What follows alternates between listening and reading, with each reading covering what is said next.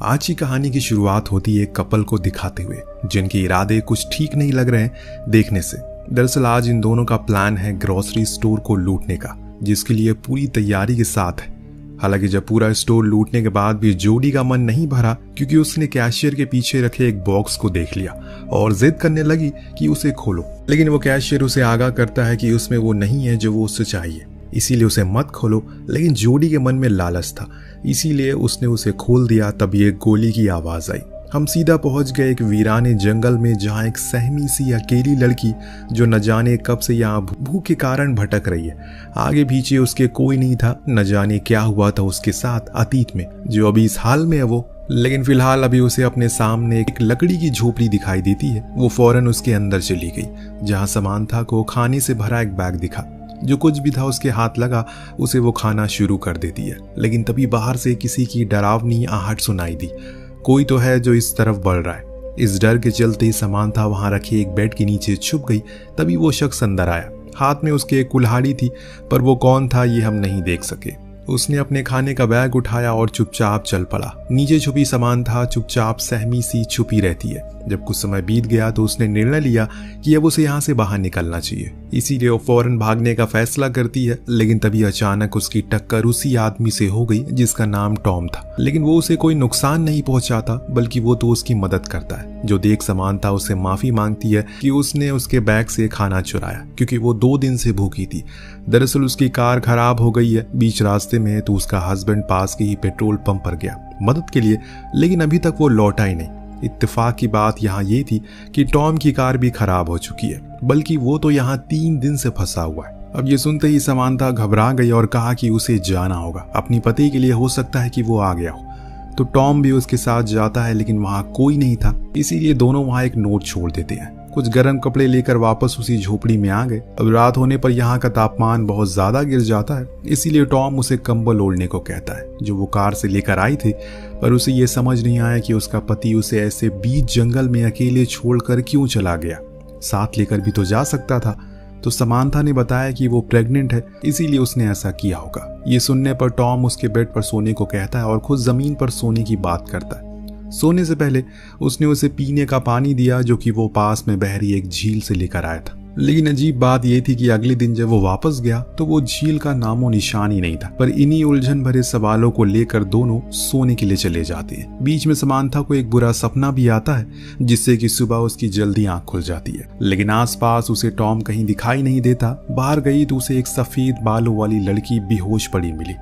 फौरन वो उसे लेकर झोपड़ी के अंदर आई। इधर टॉम अपनी कार में से कुछ फ्यूल निकालता है ताकि वो उसे समांथा की कार में डाल दे, जिससे वो लोग यहाँ से निकल सके। इधर इस तरह उस सफेद बाले वाली लड़की को होश आता है। तब हम पहचान पाते हैं, अरे ये तो जोडी है, वही ग्रोसरी स्टोर पर चोरी करने वाली लड़की। पर ये यहाँ कैसे आ गई? अब जब उसने समांथा को देखा, सोचा कि ये कोई गलत औरत है और ये जगह उसी की है। तो समांथा ने उसे पूरी दास्तान बताई, लेकिन अब भी उसे उस पर यकीन नहीं हो रहा है, इसीलिए गुस्से में वो झोपड़ी से बाहर चली गई। इस दौरान टॉम फ्यूल लेकर आ रहा होता है तो अचानक 2 बारी गोली चली, जिससे वो इतना ज्यादा डर जाता है कि उसके हाथ से वो फ्यूल गिर जाता है। उसने आवाज लगाई, क्या कोई आस पास है? पर यहाँ कोई नहीं था, इसीलिए वो वापस आ गया।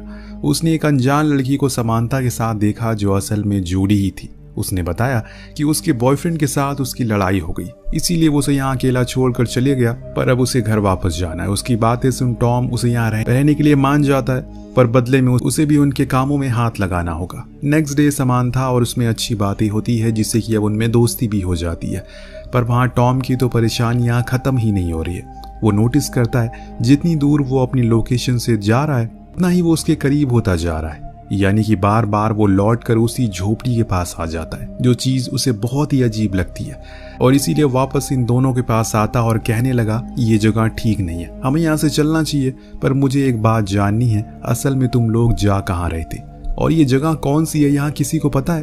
तो समांथा ने कहा कि उसके पति ने बताया कि ये न्यू हैम्पशायर है। पर जोडी कहती है जगह तो डकोटा है। तो वहीं टॉम कहता है कि वो लॉस एंजलिस वाले रूट पर था।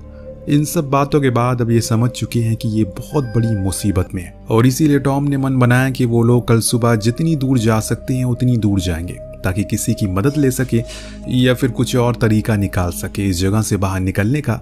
रात होने पर जोडी और टॉम दोनों एक साथ एक बड़ा ही अजीब सपना देखते हैं। जिसमें उन्हें कोई इंजेक्शन लगा रहा है, और कुछ इसी तरह का समानता का भी था जिसमें वो दर्द से कर्रा रही है। खैर सुबह हुई तो ये लोग अपना सामान समेट कर चलना शुरू करते हैं। समानता और जोडी के बीच बातें होती है जिसमें वो उसे अपने अतीत के कुछ पन्ने साझा करती है, जैसे कि उसकी माँ उसे जन्म देते ही मर गई, तब से वो अनाथ आश्रम में पली बड़ी है। तभी अचानक उसके पैर पर एक चीज टकराई और वो गिर पड़ी। उसी समय उसके जेब से पैसों की गड्डी गिरी, जिसे देख टॉम अचंभित हो गया और जल्दी ही पूछा कि इतने पैसे तुम्हारे पास कहाँ से आए। जवाब में कहा कि ये उसकी खुद की सेविंग है जो उसने अपने बॉयफ्रेंड के साथ रखी थी, पर जाते टाइम उसने उसे ले ली।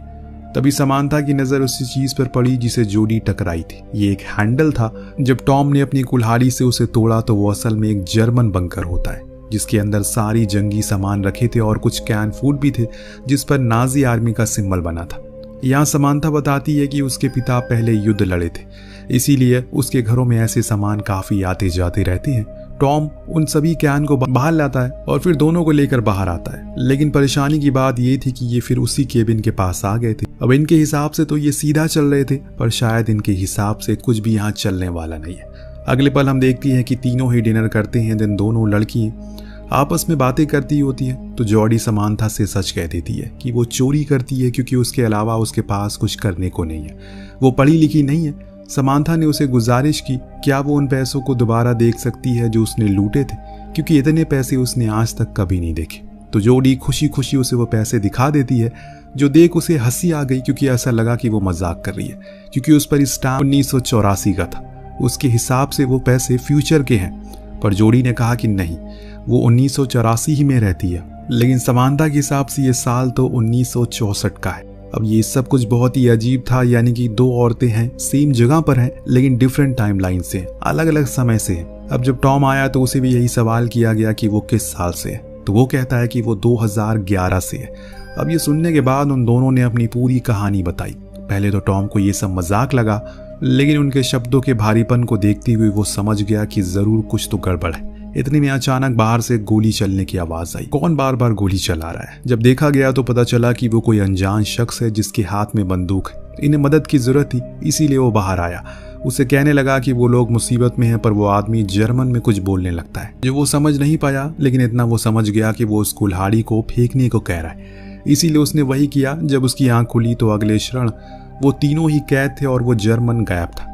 अब उन्हें कहीं ना कहीं ये समझ आने लगा है कि हो सकता है कि उन्हें समय यात्रा की हो। वो तीनों ही कैद थे और वो जर्मन गायब था। तो सुन सबसे पुराने सन की समानता ने पूछा क्या 2011 तक समय यात्रा मुमकिन हो चुकी है? तो टॉम कहता है कि नहीं, ऐसा कुछ नहीं बना था। थोड़ी देर बाद वो जर्मन लौट कर आया तो टॉम की रस्सियों को खोल दिया, फिर बाहर ले जाकर उसे खूब मारा पीटा। दिन अंत में उसे एक पेड़ से बांध दिया। फिर वो अंदर आया और उन लड़कियों से पूछने लगा कि वो कौन है और कहां से आई हैं। तभी उसकी नजर जॉडी के लॉकेट पर पड़ी, जिसके बारे में वो उसे पूछने लगा। सिर्फ समानता ही थी जिसे जर्मन आती है, इसीलिए वो उसे समझाती है कि वो लॉकेट उसकी माँ का है और वैसे ही सेम उसके पास भी है। तब वो जर्मन नागरिक गुस्से में अपने गले में पहना वही सेम लॉकेट दिखाता है जिसमें एक औरत की तस्वीर थी जो हूबहू समानता की माँ की तरह लग रही है।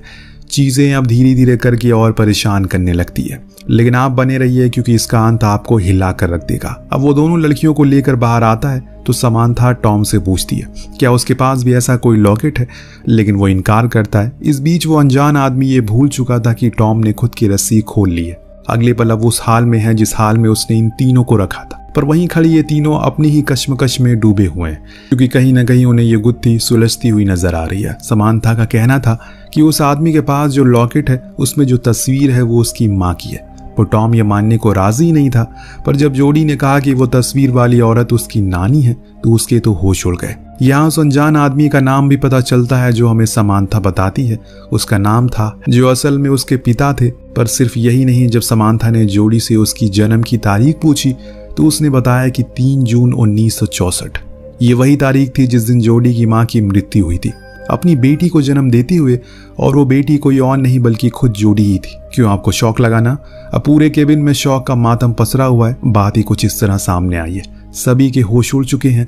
समानता को जब पता चला कि उसका पति असल में युद्ध में मारा गया तो वो रोते हुए केबिन से बाहर चलेगी। लेकिन सिर्फ यही नहीं, यहाँ एक और राज से पर्दा उठता है। बाहर बैठा टॉम जॉडी को बताता है कि वो असल में उसकी माँ एक चोर थी, पर वो उसकी इस बात को नकार दे क्योंकि उसके पास ऐसा कोई लॉकेट नहीं था। पर उसका कहना था कि उसके पास सेम लॉकेट है, पर वो अभी उसके घर पर है। वो बताता है कि उसकी माँ एक चोर थी जो अपने पति केविन के साथ शहर के गैस स्टेशन ग्रोसरी स्टोर को लूटा करती थी, लेकिन एक दिन उन्होंने खुद अपने पति को मार डाला, जिसके जुर्म में उन्हें फांसी हो गई। ये एक कड़वा सच था जो असल में हकीकत थी, पर यह चीज जोडी सुन नहीं पाती और वो भी केबिन से बाहर आ जाती है। बाहर बैठी उदास समांथा के पास उसकी बेटी जॉडी गई।